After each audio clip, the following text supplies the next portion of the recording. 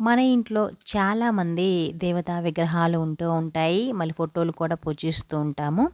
కానీ శనిదేవుని విగ్రహం కానీ, ఫోటో కానీ మనము ఎవ్వరం కూడా పూజించము.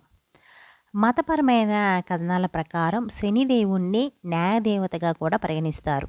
శనివారం శనికి అంకితం చేశారు. శనిదేవుని ప్రసన్నం చేసుకుంటే సకల సౌభాగ్యాలు, ఆయువు, ఆరోగ్యాలు కూడా చేకూరుతాయి. అదృష్టం తలుపు తడుతుందని కూడా చెప్తారు. ఒకవేళ శనిదేవుడు చెడు దృష్టి మన మీద ఉంటే ఆ వ్యక్తి తన జీవితంలో దుఃఖాన్ని, సమస్యలు ఎదుర్కొంటాడు. అందుకే చాలామంది శనిదేవుని అనుగ్రహం కోసం శని దేవాలయాలకు వెళ్ళి శనిదేవుడిని ప్రదక్షిణలు చేసి పూజలు చేస్తూ ఉంటారు. అయితే ఇంటిలో పూజ గదిలో అన్ని దేవుళ్ళ ప్రతిమల ఫోటోలు పెట్టుకున్నా కానీ శక్తివంతమైన శనిదేవుని ఫోటో మాత్రం మనం పెట్టుకోము. ఎందుకంటే హిందూ విశ్వాసాల ప్రకారం ఇంట్లో శనిదేవుని విగ్రహం ఫోటో ఉంచటం అశుభంగా కూడా భావిస్తాం. శనిదేవుని విగ్రహం ఇంట్లో ఉంచకపోవటం వెనుక ఒక పురాణ కథ అయితే ఉంది. దాని ప్రకారం ఏంటంటే శనిదేవుని చూపు ఎవరిపై పడుతుందో అతనికి అశుభాలు జరుగుతాయని చెప్తారు.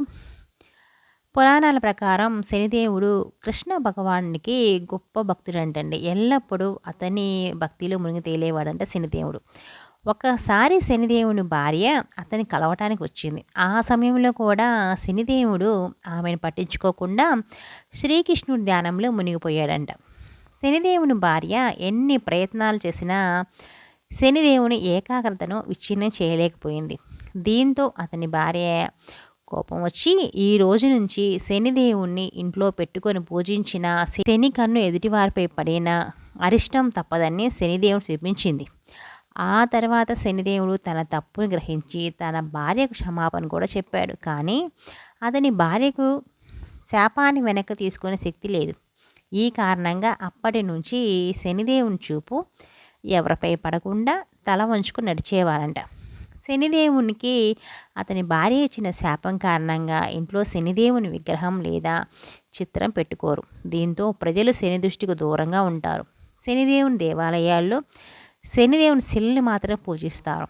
శనిదేవుని విగ్రహం కళ్ళల్లోకి చూడకూడదు.